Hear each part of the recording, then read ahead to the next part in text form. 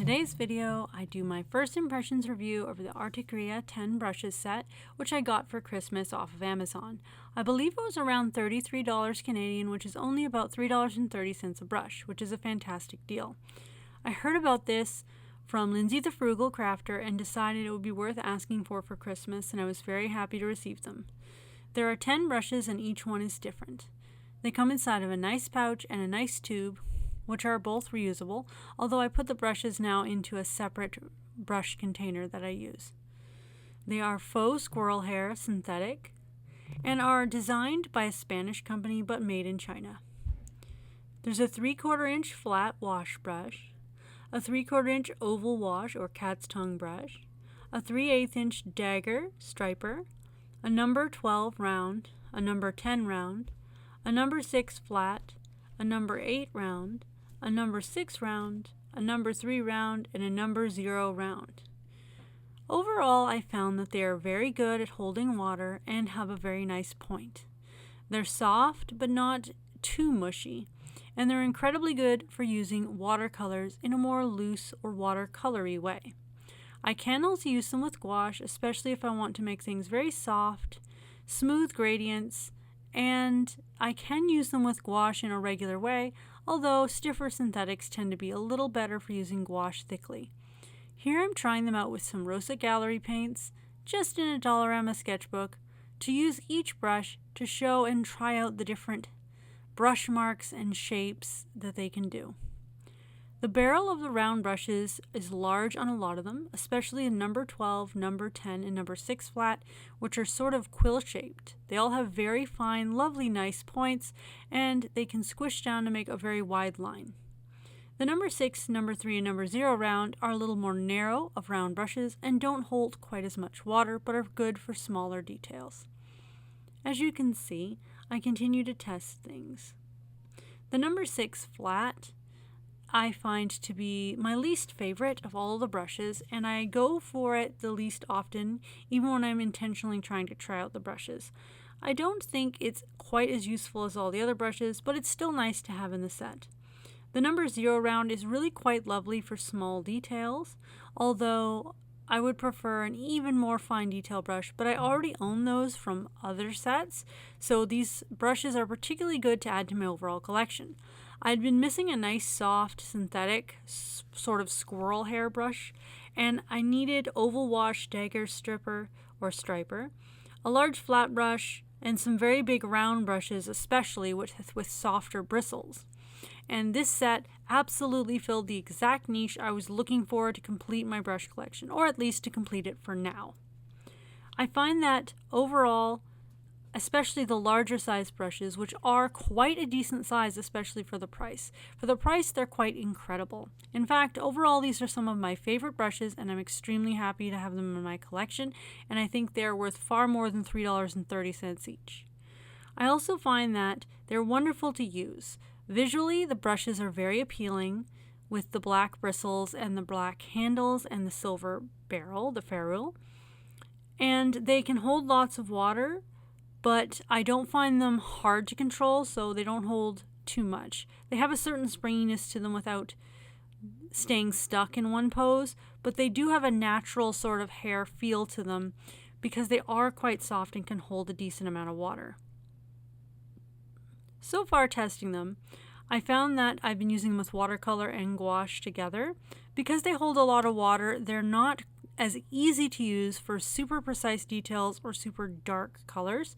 They're also not the absolute best brushes ever for gouache. However, because of my current skill level, I still find I can use them for all the things I said were a little harder to use them for.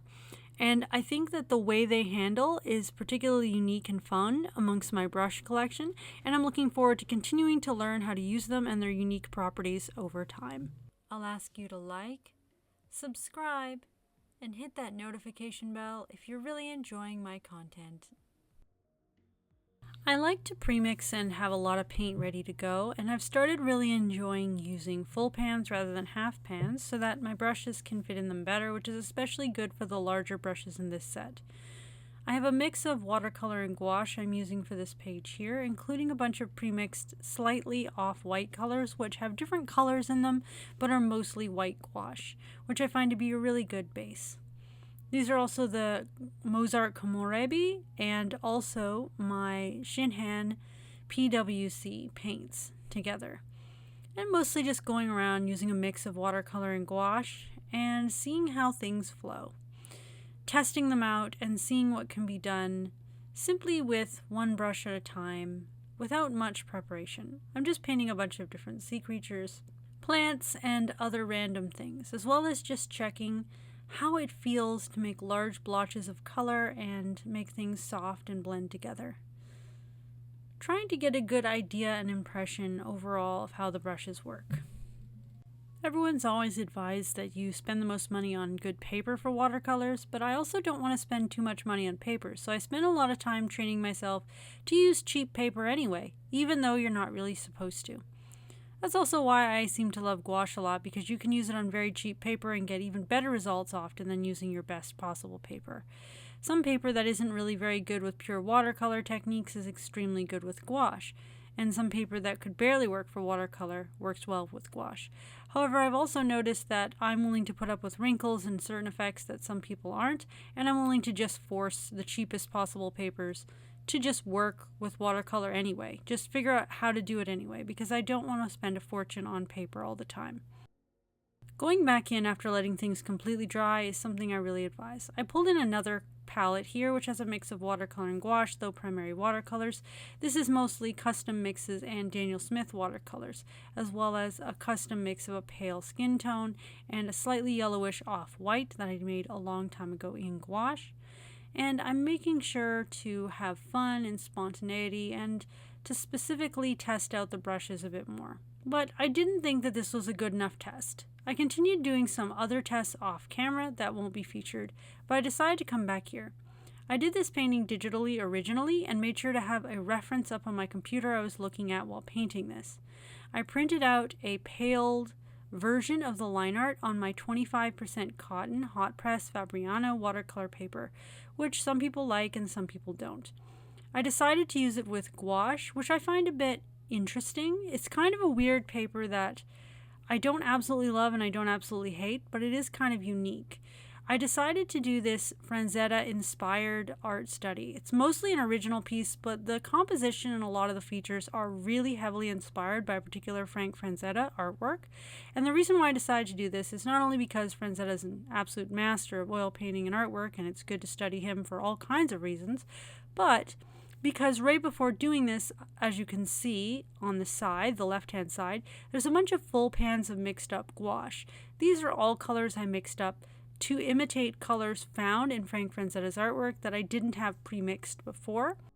A lot of them include vibrant neon and dyes in order to get them a bit punchier and brighter. This will reduce their light fastness, but sometimes I feel it's more worth it to get the color looking right and feeling right to me now than to worry about the fact that it's going to fade eventually. I do still do light fastness tests, and I separate my materials into fugitive and non-fugitive, and I only use the light fast materials if I'm going to sell something. If I make something with non-light fast materials I give away as a gift, I tell the people that it's fugitive and will in fact fade over time. But I probably intend on giving them another gift eventually anyway. When I frame artwork that I know will fade, I'm prepared mentally that it's going to fade. I don't intend to leave an artwork up forever anyway. I intend to replace it with a new artwork in a year or two, so I don't really think it's much of a problem. I also tend to put my more fugitive artworks in places that are a little darker in the house so they last longer. You can also use UV protective spray and UV protective glass, which actually worked exceptionally well. I put an art marker piece in one once and it never faded, and it was an extremely fugitive art supply being used, so that's something to keep in mind. I keep coming back after letting things completely dry, so I'm working this in layers. I'm also working from a reference that I'm directly copying, trying to get the colors as close as possible. I'm more copying my digital artwork reference than working completely by thinking of things. It's not spontaneous like the previous artwork. This is more well thought out. Because the brushes are softer and more watery, it's a little harder to get things tight and precise. But that works to my benefit because the looseness of Frank Franzetta's artwork is something that I'm trying to capture here. I'm not trying to get everything extremely hyper detailed. I'm trying to get it to blend into each other, and I'm trying to get it nice and blended and smooth. But also, when I use these brushes with some dry brush techniques, which I tried almost for the first time here aside from the initial brush stroke tests, it worked rather well, and I was able to scumble the brushes across and get certain brush stroke marks with thick gouache paint that was quite thick on the brushes, which were fairly dry at the time, and I was able to get some brush effects from them without seeming to be that difficult to do. And I think that these are just really high quality versatile brushes for an incredibly low price. They are definitely amongst my favorite brushes, but are not my all-time favorite brushes. However, I will say that I definitely think that they are an incredible buy for the price, and I have to highly recommend them, at least if they're still being made to this quality as they continue selling them, because you never know, companies can change factories and things can change over time, so really try to check very up-to-date reviews just in case something got worse with an art company. And I hate that I have to warn people about that, but that does seem to be a problem. I've also noticed that sometimes when I'm working on this paper, things bleed out in uncomfortable ways, and I do not think that's the brushes because I was using these brushes on much cheaper paper and didn't have that problem. So remember also to test on different papers. Do tests on each paper because sometimes it's the paper. In fact, most of the time the paper is the biggest factor for how things work and what the problems are. I am happy that I invested more money recently in proper brushes because that's vastly improved things in my art and also made things easier for me. And I make sure to be using quality paints as well, but you know, these are mostly Himi gouache that I mix up with a certain amount of additional hydrous. I've been adding hydrous and radiance. Even though they're dyes, they separate out a bit, but they mix right back in and you can make some really vibrant, strong colors. Also, some of these colors have neon Himi gouache in them, as I said. Now I'm going over and adding more details and shading, and I decided to add a little bit of sort of line art in there to get some more definition. I'm pulling up the smallest 0 brush for some of the finest details, but I'm trying to work with the larger brushes as often as possible because I feel like that'll capture the feeling of the energy of a Franzetta artwork more. And I'm about to finish it off and show you the final looks.